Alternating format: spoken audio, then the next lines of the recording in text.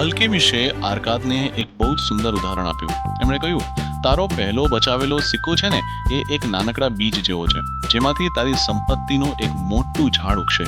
અને તું જેટલી વાર બચત કરીશ એટલી વાર તું એ બીજને પાણી પાઈ રહ્યો છે. જેટલું જલ્દી એ બીજ વાવીશ એટલું જ જલ્દી તું એ ઝાડની છાયાનો આનંદ માણી શકીશ. પણ શું ખાલી બીજ વાવી દેવાથી કામ પતી જાય છે? ના, બિલકુલ નહીં.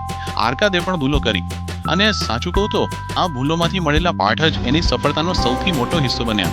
કારણ કે જુઓ, પૈસા બચાવવા એ પહેલું પગલું છે, પણ એને સાચવવા અને વધારવા એ એક કળા છે.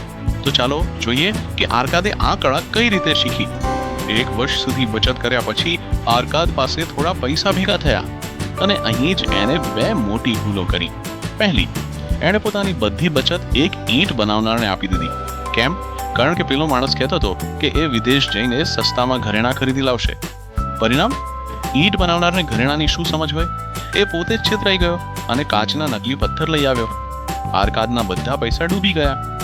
બીજી વાત, જ્યારે એણે ફરી મહેનત કરીને પૈસા ભેગા કર્યા અને રોકાણ કર્યું, તો એમાંથી જે પણ નફો થયો એ બધા પૈસા એણે મોંઘા કપડાં અને મોટી મોટી પાર્ટીઓમાં ઉડાવી દીધા. પણ આ નિષ્ફળતાઓએ આર્કાદને જે શીખ્યું ને, એ અમૂલ્ય હતું. પહેલો બોધપાઠ: સલાહ હંમેશા એવા વ્યક્તિ પાસેથી જ લો જે એ વિષયનો એક્સપર્ટ હોય. ઘરેણાં ખરીદવા હોય તો ઝવેરી પાસે જવાય, ઈંટ બનાવનાર પાસે નહીં.